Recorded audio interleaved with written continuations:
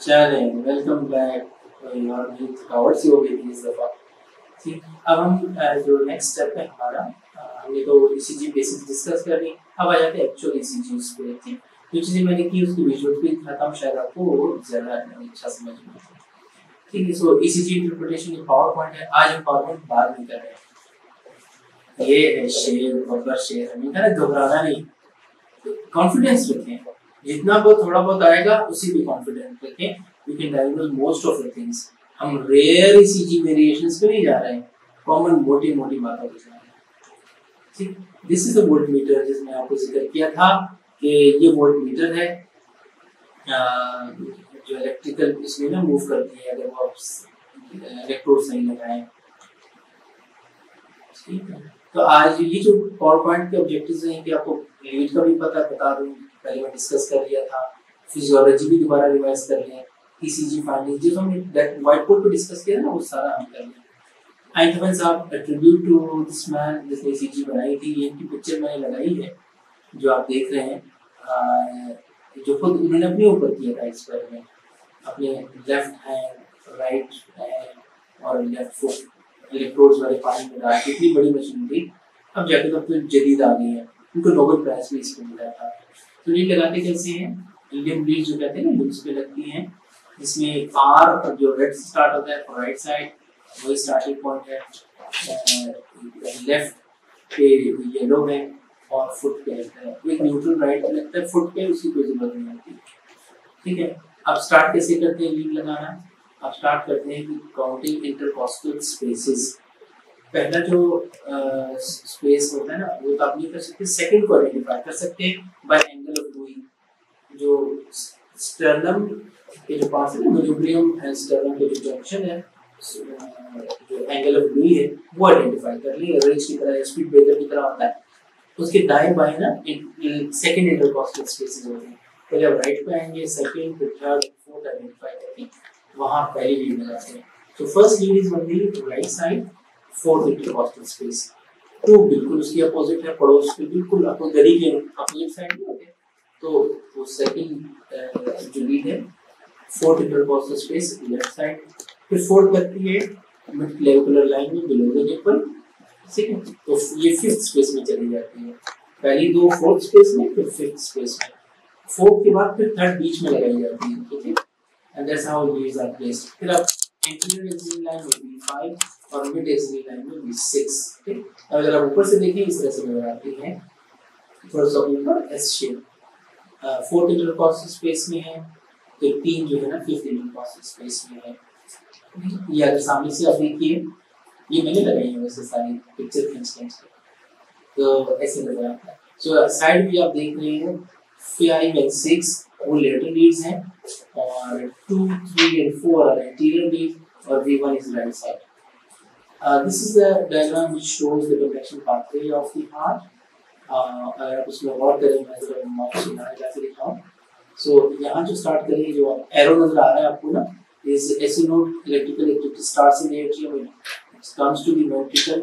यहाँ पे AV node है जो ब्लॉक करके रखेगा, and then the bundle of phase और फिर यहाँ से ना लेफ्ट बंडल और राइट बंडल से, these are Purkinje fibers which are high velocity fibers, current को कंडक्ट करते हैं through the ventricles.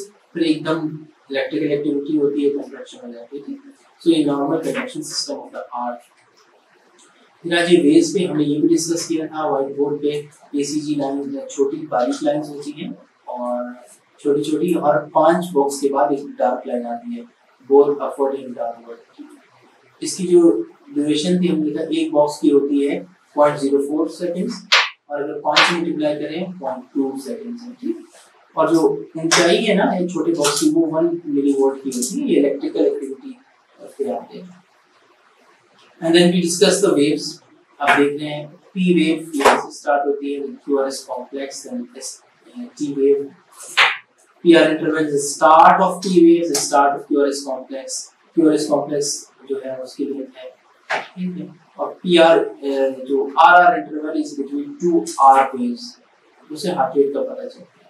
You wave को छोड़ दें, उसका किसी को नहीं पता चला क्यों आती है, क्या भला है, ये भी अंदाजे लगा रहे हैं।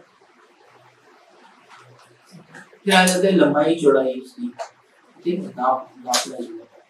Then we discuss के PR interval which starts from start of P wave and start of QRS complex, ये 3 से 5 स्क्वायर के दरमियान होती है, 3 से नीचे होगा तो स्मॉल, 5 से ज्यादा होगा तो प्रोलॉन्ग।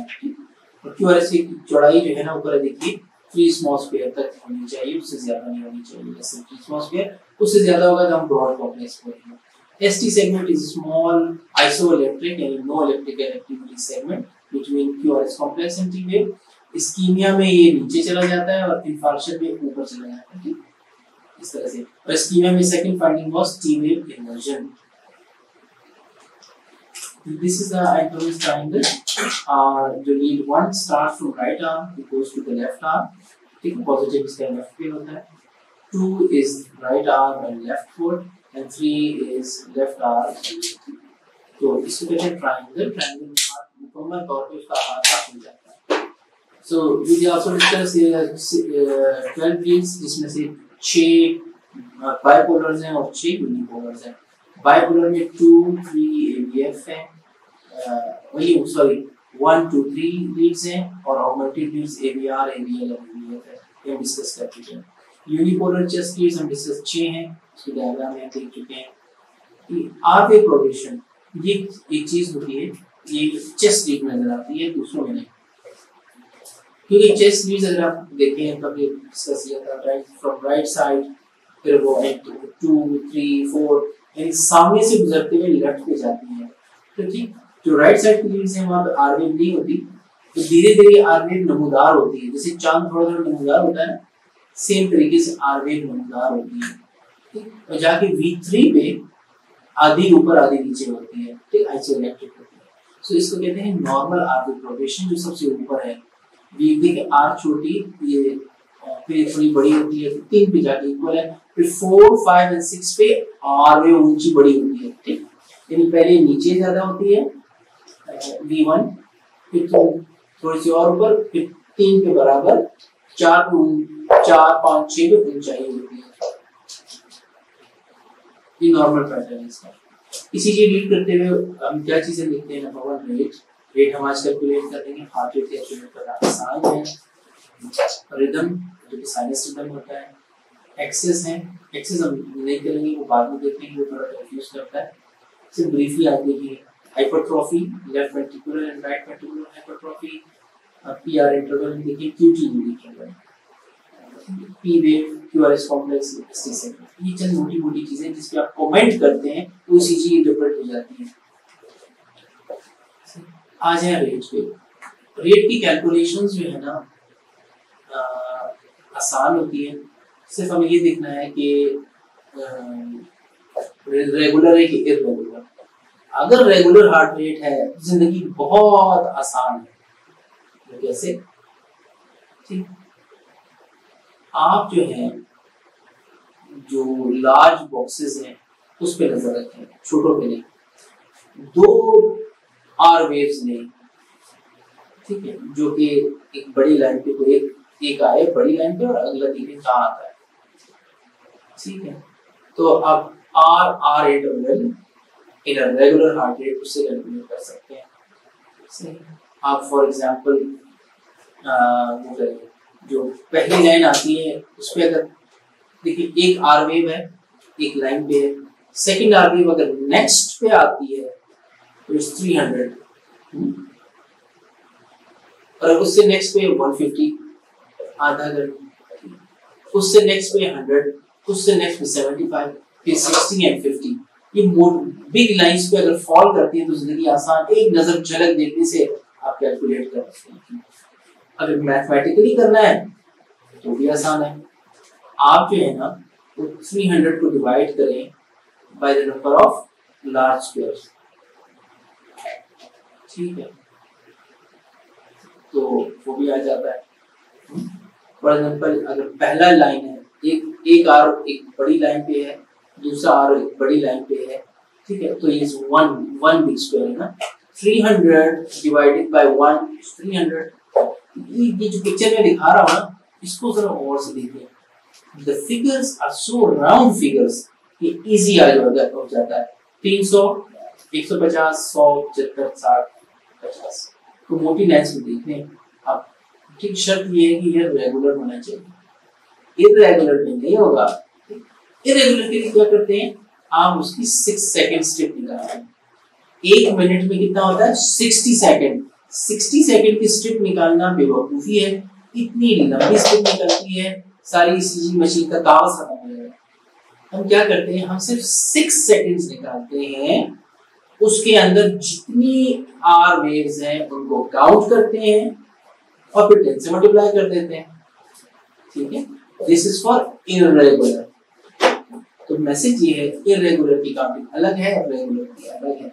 रेगुलर की वेरी इजी, विजुअली भी आप कर सकते हैं। अगर एक आर वेव बड़ी लाइन पे आप आइडेंटिफाई करते हैं, नेक्स्ट देखें कहाँ पे है, फिर पहले पे आती है 300, नेक्स्ट पे 150, 100, 75, 60 एंड 50। और कैलकुलेट करना चाहें, वेरी इजी, 300 को डिवाइड करें by the number of squares, large squares. ठीक है, कैलकुलेशन इस तरह से कर सकते हैं, 300 divided by 2 squares is 150। Second आ गया ना 150। इरेगुलर में हम ये देखा कि हम 6 सेकंड की स्ट्रिप लेंगे, जितनी आर वेव्स है सबको गिनती करेंगे, काउंट करेंगे और 10 से मल्टीप्लाई करेंगे, हार्ट रेट निकल आएगा। ठीक, दिस इज द फार्मूला। और अगर स्मॉल स्क्वायर करना चाहते हैं, क्योंकि एक बड़े बॉक्स में कितने होते हैं छोटे, 5, तो अब 300 को 5 गुना कर रहे हैं तो 1500 आता है। ये स्लाइड में थोड़ी देर आपके लिए छोड़ रहा हूँ, इसको गौर से देखिए, नॉट डिफिकल्ट एट ऑल, और खुद कैलकुलेट करके देखिए। कोई सीजी स्ट्रिप लें, उसको कैलकुलेट करके देखिए। यहाँ लेट्स कैलकुलेट 1 ईसीजी। ये जो है ना, ये वाली मैं आपको दिखाता हूँ। अगर ये 2 आर वेव्स हैं, ठीक है, 15 स्मॉल स्क्वायर भी है या करें तो 3 बिग स्क्वायर है। बिग स्क्वायर का formula 300 divided by the number of big squares. तो देयर आर 3 बिग, कितने बिग स्क्वायर्स आ रहे हैं इसमें, ये वाले, ये 2 बिग स्क्वायर्स, ये वाले यहाँ से लेकर ये 1, 2 और 3। 300 divided by 3 is 100. So heart rate of this patient is 100 beats per minute. और अगर ये स्मॉल स्क्वायर करने हैं जो कि एक बड़े में 5 छोटे होते हैं, तो 5 गुना ज्यादा गिनती है। 300 की बजाय 1500 हो जाएगा और स्मॉल स्क्वायर विल बी 15। तो डिवाइड करें, अगेन 100 ही आएगा। So this is the method of calculating heart rate of a regular heart rate. ठीक,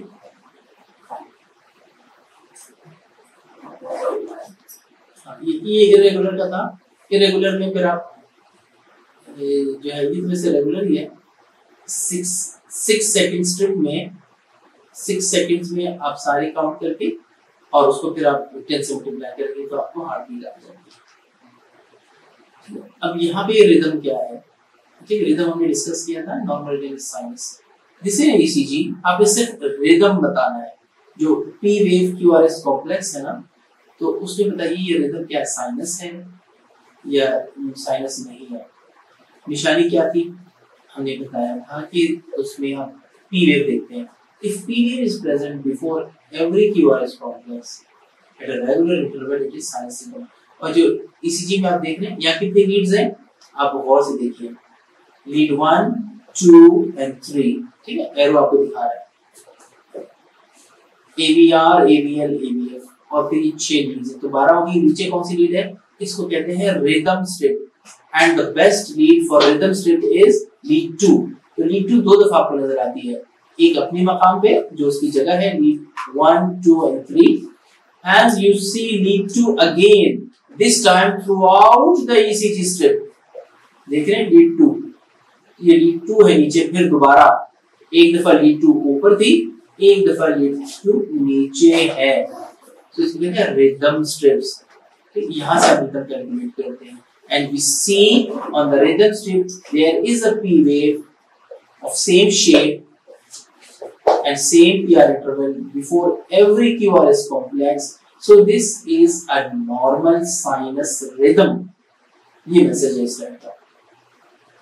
So again यहाँ पे क्या है, this is again a normal sinus rhythm because this P wave before every QRS complex, it is regular heart rate, but the heart rate is more than 100। कितना heart rate है, अगर ये जो बीच में आपको नजर आ रहे हैं, ये RR इंटरवल है या ये वाला है, ये बहुत अच्छा है, 1 big square and 2 big squares. ठीक, तो 300 divided by 2 big squares, 2 is 150. Heart rate here is 150.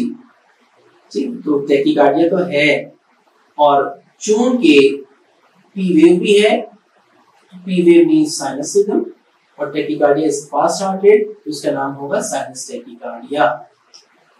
See, this is again हमने डिस्कस किया था when there is one ectopic site in the atrium, not ventricle, atrium.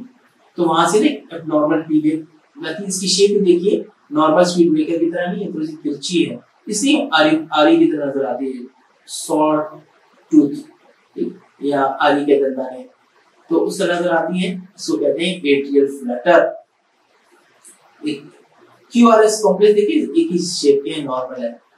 ठीक है, so this again another atrial Flutter. कैसे पता चला? आपने होशियारी की, सबसे नीचे वाले स्टेप पे आ जाइए, आगे ना नीचे. This again lead two, throughout lead two है, लीड टू दो जगह थी, एक ऊपर अपनी जगह पे और एक नीचे. नाउ लीड टू को देखिए रिदम स्टेप कैसे पी आरी की तरह नजर आ रहा है, तो this is again atrial Flutter. अब ये एक और ईसीजी है, इसमें QRS कॉम्प्लेक्स तो आपको नजर आ रहा है, देखिए there is a distance is variable between two, कोई भी आपस में कांस्टेंट नहीं आ रहे हैं, ये इत्तेफाकिया तौर पे कांस्टेंट है. एंड ये जो लाइन है ये देखिए कैसे टेढ़ी आड़ी तिरछी है. This is called atrial fibrillation. अच्छा पानी थोड़ा पी लो, आज बहुत बोल रहा हूँ ऐसे.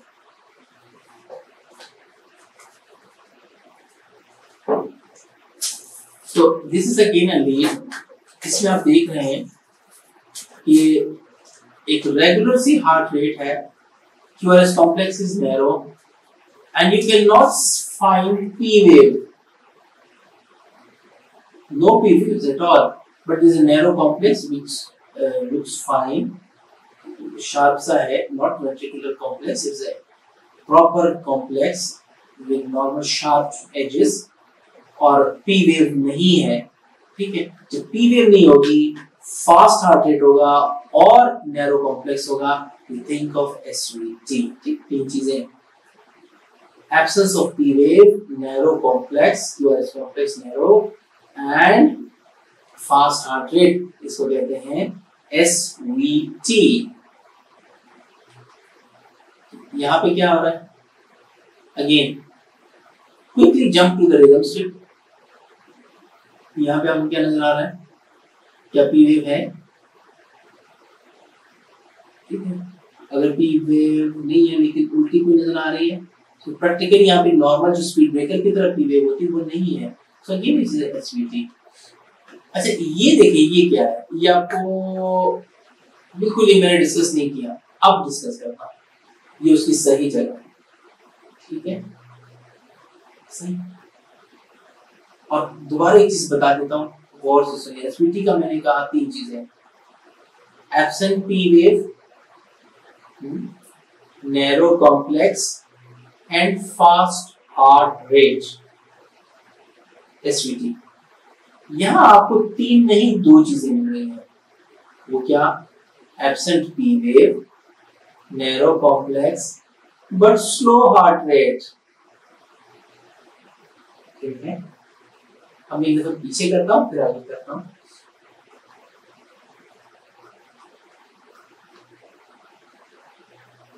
So next slide.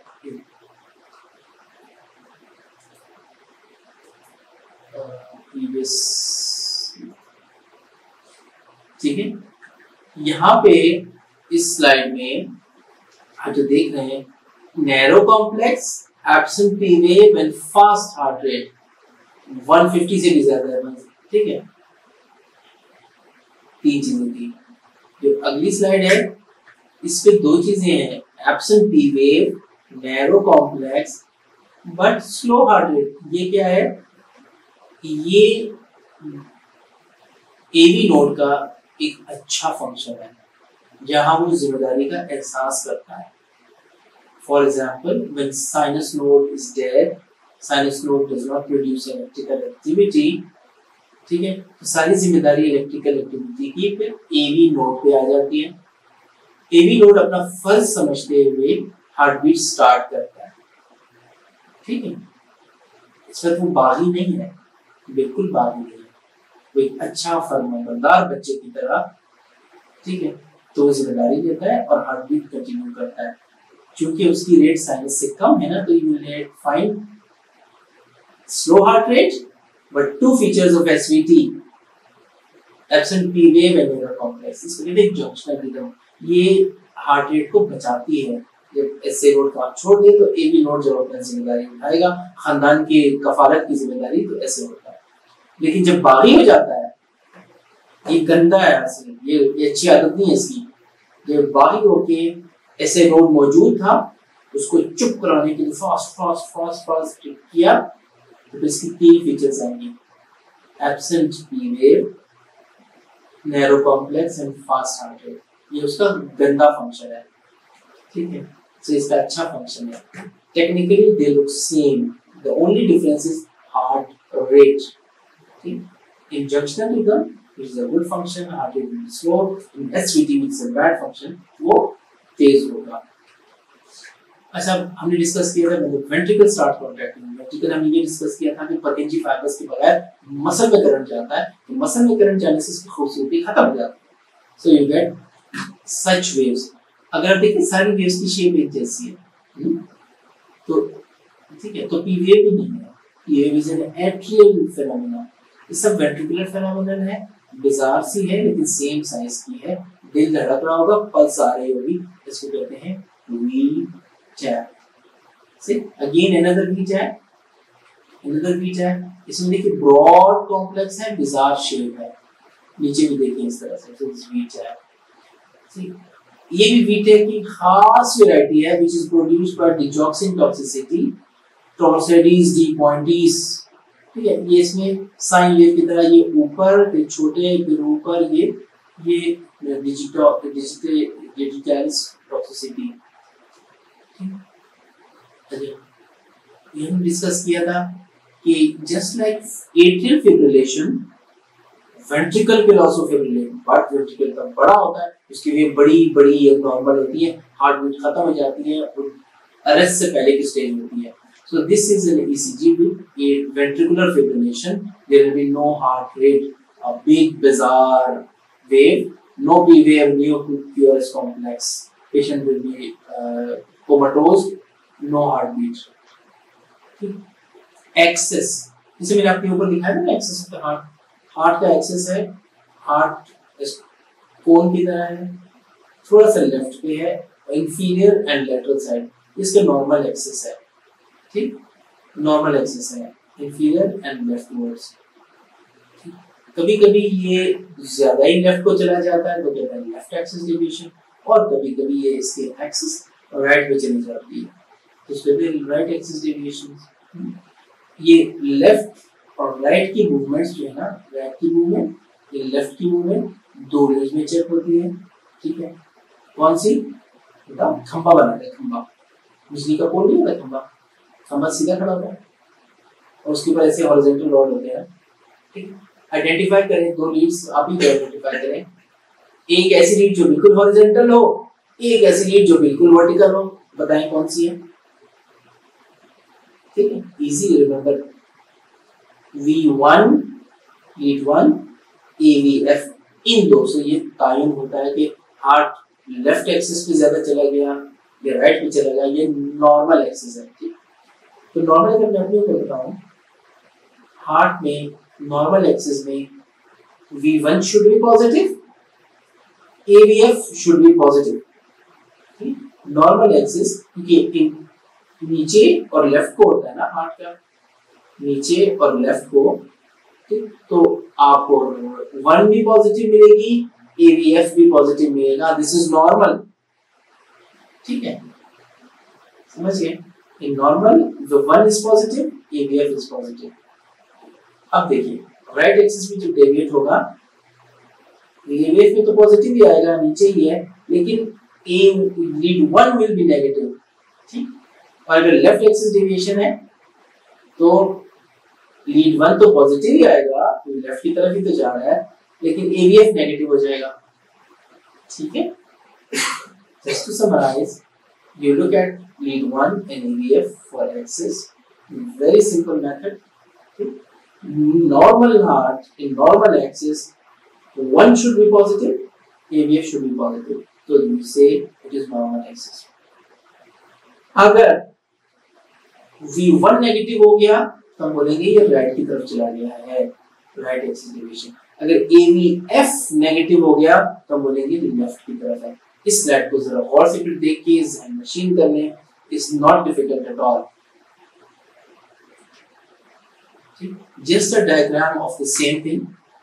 Normal axis ये वाला है, ठीक है, और हार्ट लेफ्ट की तरफ चला जाता है, लेफ्ट एक्सिस, राइट एक्सिस, ठीक। अब यहाँ पे एक्सिस क्या है हार्ट का? So you look at two leads, horizontally one, vertically AVF। इन दो को देखिए, अगर ये दोनों पॉजिटिव हैं तो हार्ट एक्सिस इज नॉर्मल।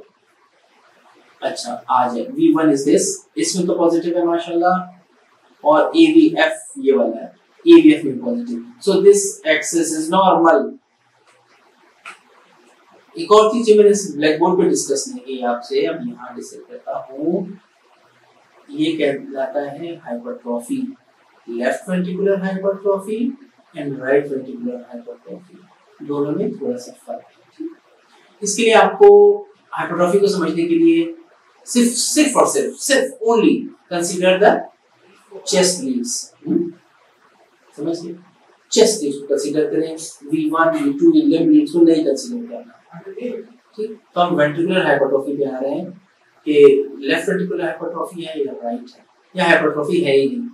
आप उसमें क्या करते हैं, आपको पता होनी चाहिए कौन सी लीड्स दिल के राइट साइड पे हैं और कौन सी लीड्स दिल के लेफ्ट साइड पे, उन दोनों का मुकाबला करते हैं। Right side and chest leads and left side chest lead का तराजू में डाल के मुकाबला करके देखते हैं कहाँ पे ज्यादा है, ठीक, समझिए। एक मैंने आपको स्लाइड दिखाई थी आर वेव प्रोग्रेशन की, कि normal R wave chest lead में पहले नहीं होती, फिर अपीयर होती है, 3 पे आधी ऊपर आधी नीचे, 4 5 6 पे पॉजिटिव होती है, ठीक। उसको ध्यान में रखते हुए आ जाए इस slide. On the left side आपको जो मैं एरो कर दिखा रहा हूँ, इसमें आप एक चीज नोट करें, V1 और V2 ये दो लीड जो हैं, V1 हमने कहा था ना right side of the heart है, और V2, इन दो की गहराई चेक करें कितनी गहरी है, और लेफ्ट साइड में कौन सी थी, V5 एंड V6, ठीक, उसकी ऊंचाई चेक करें जो ऊंची हो, यानी राइट साइड की जो दो लीड्स हैं 6 होती है चेस्ट पे लगी हुई, पहली दो को राइट समझ लें, राइट साइड की होती है, उनकी गहराई, और आखिरी दो जो 5 एंड 6 है उनकी ऊंचाई देखने कितनी है, और दोनों को मिला दें कि गहराई और ऊंचाई मिला के कितना फासला बनता है। If that is more than 7 boxes, large box, तो 35 बनता है, 5 होती है ना, 5 7 35 मिलीमीटर इतनी वोल्टेज आती है, तो कहते हैं लेफ्ट वेंट्रिकुलर हाइपरट्रॉफी है। दोबारा बता देता हूँ, कंफ्यूज नहीं होना, very easy.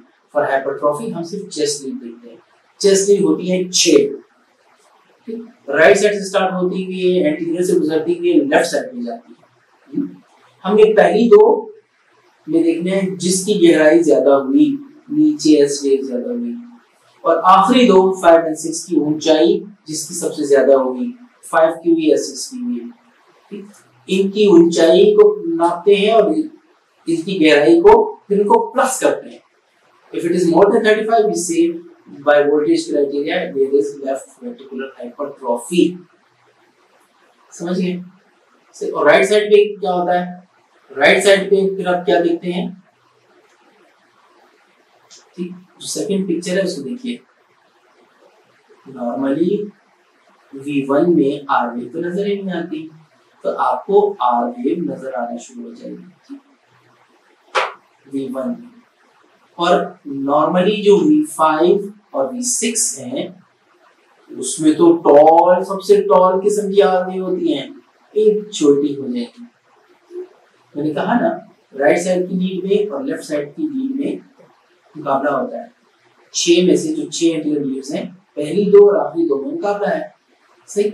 So if you look at this ECG, यहाँ पे आपको लग रहा है कि V1 में आर वेव टॉल हो गई है और V6 में नीचे है। जब आप ये पैटर्न देखें कि ये रिवर्स हो गया है भाई, जहां आर वेव नहीं होनी चाहिए थी वहां तो इतनी ऊंची खड़ी हुई है, जहां आर वेव ऊंची खड़ी होनी थी छोटी हो गई है। So think of right ventricular hypertrophy. ठीक, स्लाइड को भी थोड़ी देर छोड़ देता हूँ, अच्छी तरह इसको देखना। This is another ECG. अब हम नापते हैं ठीक हाइपरट्रोफी है या नहीं है। हमने क्या कहा था, हाइपरट्रोफी में you look at chest leads, there are 6 chest leads. पहली दो right side of the heart में है, आखिरी दो लेफ्ट में है। इन दो का मुकाबला कीजिए। पहली दो की गहराई, आखिरी दो की ऊंचाई, जो भी ज्यादा हो इनमें से जो ऊंची हो उसी को काउंट करें। तो देखिए कि वो 7 बिग स्क्वायर के बराबर तो नहीं आती। ठीक है, so let's do it. V1 और V2 में सबसे गहरी कौन सी है? V1 गहरी है या V2? Obviously V2। इसकी गहराई है 1 big square, 2 big square, 3 big square. So 3 big square we have found in V2। अब आ जाए मेजरमेंट में। V5 और 6 की ऊंचाई चेक करें। 6 तो छोटे कद में छोटा है लेकिन 5 ऊंचा है। इसकी ऊंचाई कितनी है? 1 2 3 4 एंड 5, ऑलमोस्ट 5। तो 5 ये हैं, 3 ये हैं। 5 और 3 8। Cut off is 7। So the heights of V5 and depth of V2 collectively is 8 big squares, which is larger than the rate of hypertrophy, which is 7 big squares. तो यहाँ है hypertrophy definitely। अब आ जाते हैं ब्लॉक्स पे। This is an ECG rhythm step only to show you the PR interval। हमने ये discuss किया था the normal duration of PR interval which starts from start of P wave and start of R wave। उसकी जो duration है वो 5 small square से ज्यादा नहीं होनी चाहिए। 5 से ज्यादा होगी तो बोलेंगे प्रोलॉन्ग्ड है, ठीक। और प्रोलॉन्ग होगी तो और अगर वो रेगुलर प्रोलॉन्ग्ड है विदाउट एनी मिसबीट्स, ठीक है, और एक ही कांस्टेंट है, we call it first degree heart block।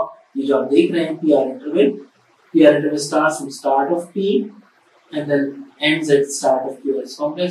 ये देखेंगे कोई अच्छा ये देखिए लार्ज 1.5 तकरीबन ये तो 1.5 बिग स्क्वायर है, 1 से ज्यादा है, ठीक है, और सब में एक जैसा है। So this is called first degree heart block,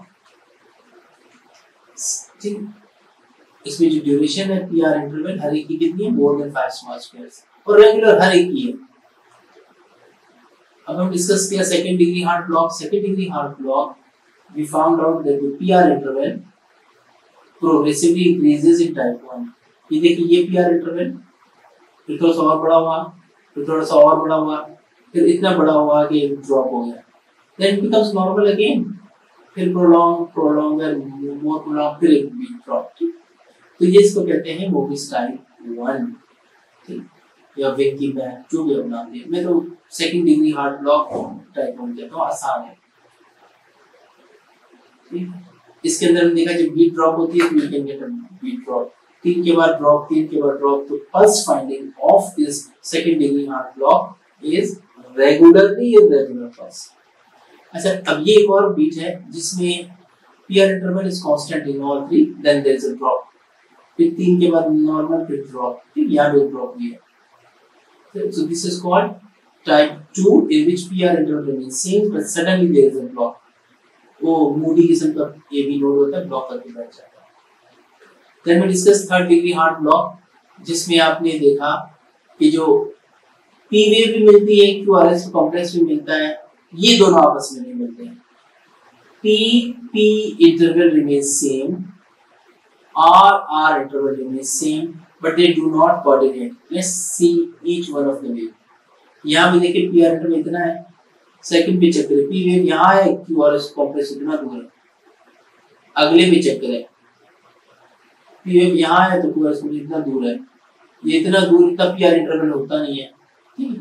एक वेव यहाँ कोई आ गई है तो P वेव यहाँ है, यहाँ भी नहीं, ये P वेव, ठीक, सही। फिर देखिए फासला डिफरेंट है, ये फिर टच हो रहा है, आपस में इनकंसिस्टेंट है, दिस इज द लॉन्गेस्ट, ये दिस इज द लॉन्गेस्ट, ये उससे कम है, ये शॉर्टेस्ट है, ये भी शॉर्टेस्ट है, ठीक? कोई नहीं है। पीआर इंटरवल ऐसे मजाक से नहीं बनते कि छोटे बड़े होते हैं, रिमेन सेम। तो this is called third degree heart block. इसकी ये विजन देख लीजिएगा, this is again rhythm strip, ये P wave P wave P wave P wave, सब पी वेव्स हैं, इनका डिस्टेंस भी सेम है। क्यूआरएस कॉम्प्लेक्स देखिए 3 आ रही है but very slow heart rate, लेकिन आरआर इंटरवल इज सेम। तो PP interval is same, RR interval same, but there is no relationship between the P and QRS complex. इन विचारों के साथ तो है ही नहीं, एक यहाँ आ गई है, ठीक है, एक यहाँ आ गई है, इसको कहते हैं third degree heart block, complete heart block. ये कंडीशन थी जो आपसे डिस्कस नहीं की जानबूझ के। अच्छा ये क्या चीज है? हाँ WPW, WPW होता क्या है बताओ? ये इसको बोले करतारपुर राहदारी, समझे? सही। अच्छा होता क्या है, जो एट्रियम है ऊपर दो, जो फर्स्ट फ्लोर है, फिर there is a fibre sheet, नीचे वेंट्रिकल है, आने जाने का एक ही रास्ता है, that is through AV node, जिसको मैंने कहा वाघा बॉर्डर है हमारा। अब होता क्या है, साइट पे कहीं पे एबनॉर्मल कंडक्शन पाथवे, यानी बिजली की लीकेज स्टार्ट हो जाती है। एवी नोड के अलावा कहीं से लाइट करंट नहीं जाना होता, लेकिन जब एबनॉर्मल लीकेज स्टार्ट होती है तो वहां से करंट आना शुरू हो जाता है, बहुत नॉर्मली सा। तो वो करंट थोड़ा लीक करता है इनटू वेंट्रिकल और एक्शन पोटेंशियल बना रहा होता है, ठीक? तो थोड़ा सा ना, जो नॉर्मल हम देखा ना हॉरिजॉन्टल लाइन में क्या बताया कि आपको, it is isoelectric, no electrical activity. जो पी आर इंटरवल फ्लैट होता है because there is no flow of electricity, ठीक है, इसलिए वो फ्लैट होता है ना। जब ये लीकेज होती है ना तो फ्लैटनेस खत्म हो जाती है, थोड़ा उछलने लगती है because of the leaked current. अगर लीक करंट ना होता पी आर इंटरवल सेम रहता, लेकिन जो लीक है तो उससे थोड़ा उठता करंट चार्ज होना शुरू हो जाता है, so you get a slanting PR interval, ठीक? और फिर एकदम एक्शन पोटेंशियल आ जाता है, तो इसको कहते हैं WPW। You do not get a sharp R wave, you get a very slow, जैसे पहाड़ी का तामन नहीं होता, पहाड़ ऐसे कभी स्टार्ट होता है, ऐसे स्लो से स्टार्ट होता है, उसके लिए डेल्टा वेव्स। तो आप कैसे पहचानते हैं? इसमें यहाँ पर टेलीकार्डिया भी हो सकता है, look at the QRS complex, आप वो देखेंगे स्टार्ट होते हुए स्लो पे स्टार्ट हुआ है और पीआर इंटरवल शॉर्ट है। शॉर्ट क्यों है? कोई लीकेज की वजह से। तो ये दो निशानियां, short PR interval and slanting R wave, इसको कहते हैं डेल्टा वेव, WPW। इलाज क्या होता है आमतौर पे? इसको हम भेजते हैं फॉर एब्लेशन थेरेपी, लेजर के जरिए उस पाथवे को आइडेंटिफाई करके ब्लॉक कर देते हैं, जला देते हैं, खत्म हो जाता है, पेशेंट ठीक हो जाता है।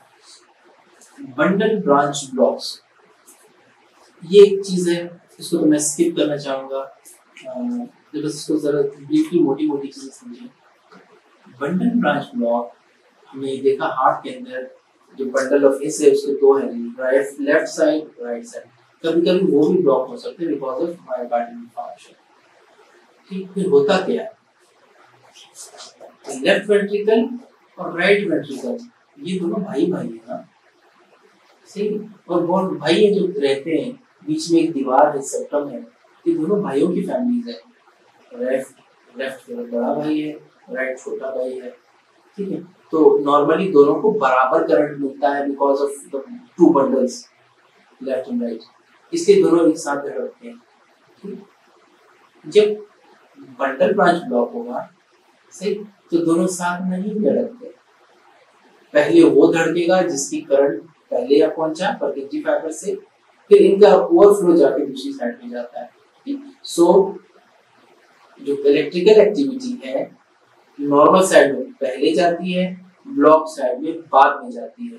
तो टेक्निकली दो वेंट्रिकल्स अलग अलग धड़कते हैं, इलेक्ट्रिकल एक्टिविटी अलग अलग हो जाती है, ठीक? तो जो क्यूआरएस कॉम्प्लेक्स थे वो ब्रॉड हो जाता है बिकॉज ऑफ दो में ना दो आ जाते हैं, so you will see broad QRS complex. तो ये उसकी निशानियां होती है, ये आप देख लीजिएगा, आप पहचान लेते हैं। बस क्लिनिकली हमारे लिए एज जीपी इंपॉर्टेंट है। When there is a left bundle branch block, we can not interpret ECGs, we can not interpret ETT. तो इसमें जो पेशेंट्स होते हैं ये हमें रेफर करने पड़ते हैं अगर इसको कोई चेस्ट पेन या कुछ भी हो। इन ईसीजी पे हमें नहीं पता चलता कि क्या हो रहा है इसके साथ। राइट बंडल ब्रांच ब्लॉक में राइट को ब्लॉक हुआ, लेफ्ट करंट नॉर्मली गया, फिर वहां से छोटे भाई को सप्लाई हुआ, तो दो वेव्स नजर आती हैं। तो राइट बंडल ब्लॉक में दो क्यूआरएस कॉम्प्लेक्स नजर आते हैं। ज्यादातर कौन सी रीड नजर आएंगे?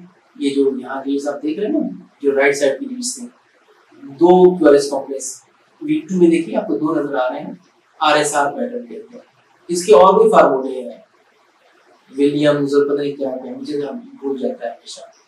मैं ये आरएसआर देखता हूँ, राइट साइड रीड्स में ये है तो मतलब राइट बंडल ब्रांच ब्लॉक है। और अगर ब्रॉड कॉम्प्लेक्स देखता हूँ मोस्ट रीड्स में, स्पेशली लेफ्ट साइड, तो फिर मैं उसको कहता हूँ लेफ्ट बंडल ब्रांच ब्लॉक। इतना भी हमें एज अ फैमिली फिजिशियन पता हो कि लेफ्ट कौन सा है राइट कौन सा है, कर लेते हैं। ठीक, इस्कीमिया भी डिस्कस हुआ। इस्कीमिया हमने ये देखा कि ischaemia not infarction, ST segment depress होता है और टी वेव रिवर्स होती है, इंफार्क्शन एसटी सेगमेंट एलिवेट होता है, ये हमने देखा था। और बहुत पुराना सालों पुराना एमआई हो जो कि हील हो चुका हो, देन क्यू वेव्स नजर आती है, डीप वेव्स। डीप कितनी डीप? हाँ, जो क्यूआरएस कॉम्प्लेक्स है ना, उसकी ऊंचाई का 1/3 नहीं होनी चाहिए क्यू। जितना क्यूआरएस कॉम्प्लेक्स है नीचे से ऊपर तक, उसकी ऊंचाई का 1/3 से ज्यादा नहीं होती क्यू वेव। अगर वो 1/3 से ज्यादा है तो हम इसको कहते हैं सिग्निफिकेंट क्यू वेव। ये पुराना इंफार्क्शन बताती है। ठीक है, then we also discuss different leads, ये मैंने आपको बताई थी। anterior leads are from V1 to V4। V1 छोड़ दे, 2, 3, 4 फ्रंट पे हैं। lateral leads are 1 AVL and V5 V6, ये भी हमसे डिस्कस कर लिया। inferior are 2, 3 AVF। anterior septal वही anterior वाली होती हैं। anterior lateral में V1 lead 1 AVL V4 V6 सब इन्वॉल्व होते हैं। T-wave inversion, sorry ST segment depression, हम इस्कीमिया की साइन लेते हैं। डिफरेंट शेप्स होती हैं, ठीक है, down slope, up slope, horizontal. As a family physician अगर चेस्ट पेन की फाइंडिंग्स हैं, शॉर्टनेस ऑफ ब्रेथ की है, रिस्क फैक्टर्स हैं हार्ट की और ST सेगमेंट 1 मिलीवोल्ट नीचे आ गया, आप रेफर कर दें। ये कौन सा है? So now in this ECG what we are looking at, अब देखिए 1 में क्या है, ST segment depression, 2 में क्या हुआ है, ST segment elevation, 3 में ST segment elevation है और AVF में elevation है। ठीक, so obvious elevations are in the 2, 3 and AVF। AVF में inverted है, ischemia है, लेकिन ये inferior leads में 2, 3 AVF में अंदर है ST segment elevation। So this is inferior wall myocardial infarction। ये क्या है? Again, आपको जो obvious नजर आ रहा है, there is elevation in V2, V3 और AVF। ठीक, so this is inferior, but look at the anterior chest leads। V1, V2 को देखिए, इसमें आपको क्या नजर आ रहा है? ST segment depression। अब आपसे मैं पूछता हूँ, ठीक है, वही बात, पोस्टीरियर पे तो कोई लीड नहीं थी, पोस्टीरियर की नुमाइंदगी किसने करनी थी? एंटीरियर ने। ठीक, और हम कंफ्यूज बीच में हो जाते थे कि यार जो एंटीरियर लीड की फाइंडिंग्स हैं, क्या ये वाकई एंटीरियर की हैं या ये पोस्टीरियर की नुमाइंदगी कर रही हैं? जब ये देखना था, उसका पता कैसे चलता है? इंफीरियर लीड से। वो एग्जांपल यहाँ फिट होती है। ठीक, सो इंफीरियर लीड्स में आपने देखा इंफार्क्शन है, तो मोस्ट लाइकली इंफीरियर और पोस्टीरियर की तो एक ही सप्लाई है ना, ब्लड सप्लाई राइट कोरोनरी। अगर वो ब्लॉक होगी तो यही फाइंडिंग्स आएंगी, इंफीरियर में इंफार्क्शन और जो पोस्टीरियर है उसमें भी इंफार्क्शन है ST सेगमेंट एलिवेटेड है, लेकिन उसकी रेसिप्रोकल चेंजेस आती हैं एंटीरियर में, and the reciprocal of ST elevation is ST segment depression. ठीक, तो ये था। अब यहाँ क्या आ रहा है, यहाँ पे आप देख रहे हैं कि एक ECG है, V1 तो ठीक है लग रहा है, 2 में सेगमेंट डिप्रेशन है, 3 में डिप्रेशन है, AVF में डिप्रेशन है। ठीक, और एलिवेशन कहाँ पे है, एंटीरियर में है, पोस्टीरियर में है, ये सॉरी एंटीरियर में V1, V2, V3, V4 में है। सही, अब ये क्या है इसमें,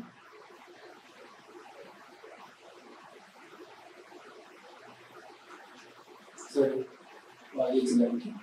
अब अगेन ये ECG, इसमें जो इस्कीमिया है राइट साइड में इस्कीमिया ही है, और यहाँ पे एलिवेशन है एंटीरियर में, तो ये हो सकता है पोस्टीरियर का इस्कीमिया हो जो रिफ्लेक्ट हो रहा हो यहाँ पे एंटीरियर अपोजिट। और ये दूसरा पॉसिबिलिटी है कि यहाँ पे इंफेक्शन हो, अलग से इस्कीमिया भी चल रहा हो, 3 वेसल डिजीज में भी ये आ सकता है।